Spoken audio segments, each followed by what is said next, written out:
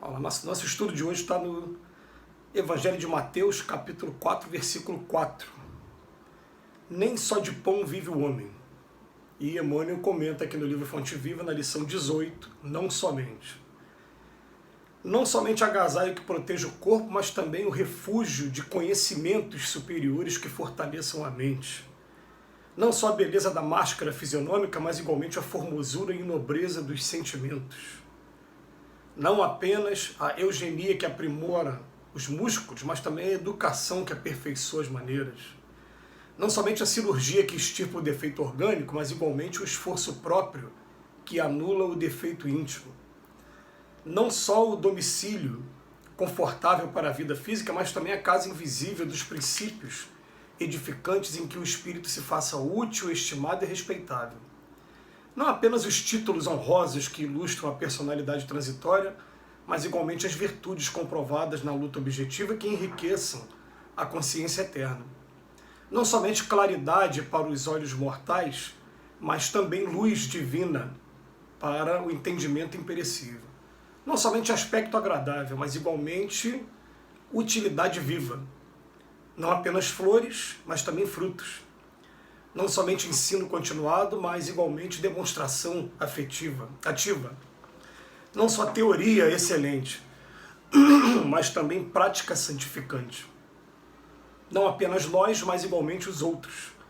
Disse o mestre, nem só de pão vive o homem. Apliquemos o sublime conceito ao imenso campo do mundo. Bom gosto, harmonia e dignidade na vida exterior constitui dever. Mas não nos esqueçamos da pureza, da elevação e dos recursos sublimes da vida interior com que nos dirigimos para a eternidade. A gente lembra de uma passagem do Evangelho em que estava sendo cobrado de Jesus a prática externa do culto da época.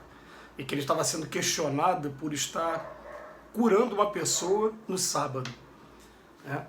E ele fala assim, poxa, por que vocês estão questionando isso? Porque, pô, qual de vocês, se algum parente ficar doente, você não vai dar atenção, não vai ajudar? E Jesus não lavava as mãos antes de fazer a refeição, que era um outro tratado como se fosse um culto exterior. Ele fala, vocês estão preocupados com a minha mão e não estão preocupados com o interior de vocês? Aí vem agora Emmanuel chamar a nossa atenção, dizendo para a gente que não é só para a gente se preocupar com a nossa aparência física, com a roupa que a gente está vestindo, com a cirurgia que vai corrigir um determinado órgão nosso, com a nossa casa física, a casa que a gente mora, com os títulos, pós-graduação, doutorado, toda essa parte, né? Com a claridade para os olhos mortais, aspecto agradável, flores, não é só isso. Vamos preocupar agora com o lado interior também, o nosso lado interior, que aqui nessa vida a gente tem uma coisa interessante, né? A gente costuma até dizer isso num trabalho que a gente faz, que a pessoa pode lá estar doente e não ser doente. Como assim? Explica isso melhor. Às vezes a pessoa tem a doença, mas aqui a mente dela está boa, ela está lidando bem com a situação, está superando bem. E tem pessoas, às vezes, que o corpo está totalmente são, mas aqui ó, a mente não está boa, o que está por dentro não está bem. E a gente fica pensando o seguinte, vai até chegar um dia para todos nós, a gente vai ser convidado a ir para o lado da vida, que é o lado principal mesmo, que é voltar lá para o mundo espiritual, para o outro lado da vida. Porque aqui, há de convir todo mundo, é muito breve, é muito rápido o que a gente passa aqui na Terra. Né? Quando a gente voltar lá, a gente não vai ter mais ter preocupação com esse corpo, porque esse corpo vai ficar aqui e vai voltar para a matéria, vai desintegrar.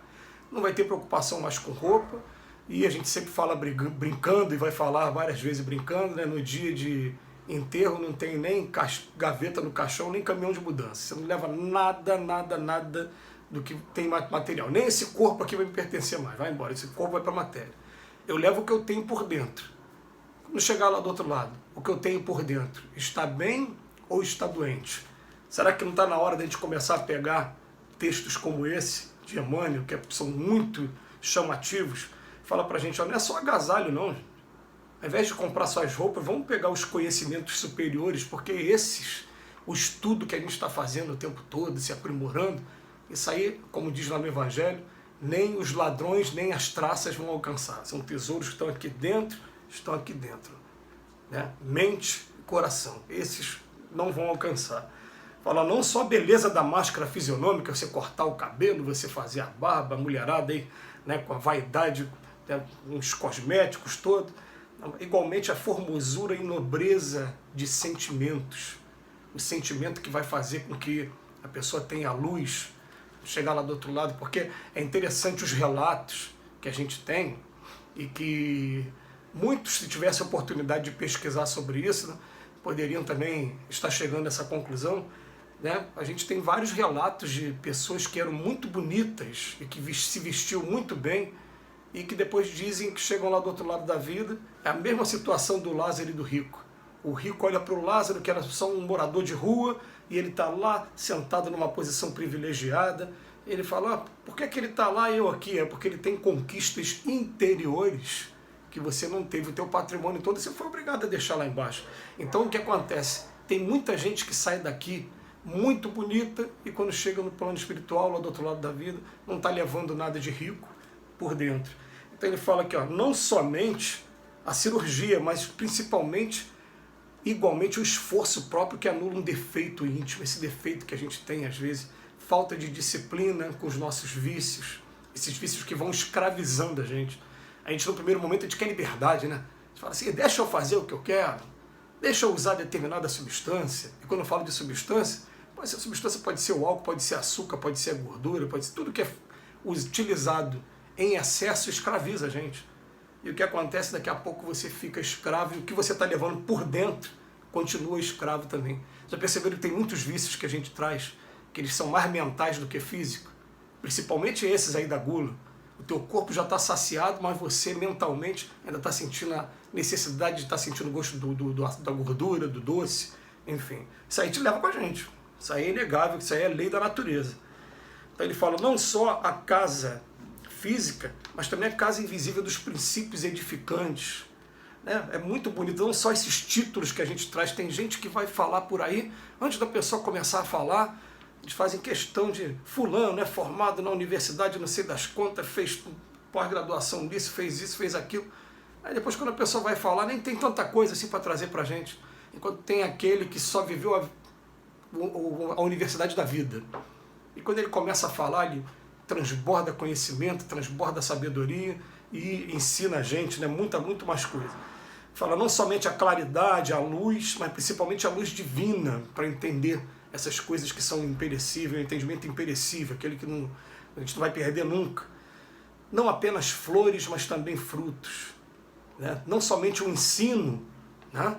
Me lembro de uma música do Chico Buarque que ele falava assim, se eu nasci para enfrentar o mar, ou se eu vou ser sempre o faroleiro? Será que a gente vai ficar só na teoria e não vai nunca colocar na prática? Vai ficar se enchendo de teoria na hora de colocar na prática nada?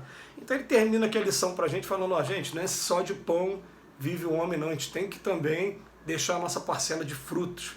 Apliquemos o sublime conceito ao imenso campo do mundo. Bom gosto, harmonia e dignidade na vida exterior constituem dever. Mas não nos esqueçamos da pureza, da elevação. E vamos pensar assim, se a gente tivesse que sair daqui hoje, desse mundo, convidado pelo Pai, o que a gente está deixando para cá? Né? Tem muita gente que está deixando poesias escritas, músicas compostas, livros escritos, verdadeiras obras, mas e as obras também de sentimento também que a gente está deixando? Está deixando o lado material, exterior, e o lado interior. As pessoas quando lembrarem da gente vão lembrar da gente com saudade, ou vão pensar assim, ainda bem que já foi embora, esse aqui só serviu para dar trabalho. A gente começa a pensar nessas coisas e a partir daí a gente começa, não, peraí, eu tenho condições de mudar esse quadro, de começar a fazer diferença, sim, de entender que processo educativo ele não pode ser jamais violento, ele tem que ser conquista, como diz a Dora Coraline, né? O que ele fala? Ele fala pra gente assim, a partir do momento que você conquistou o coração, você consegue conquistar o restante todo, através do seu processo educacional.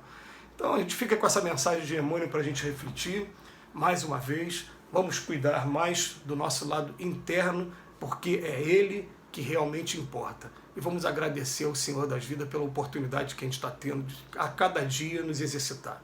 Que assim seja.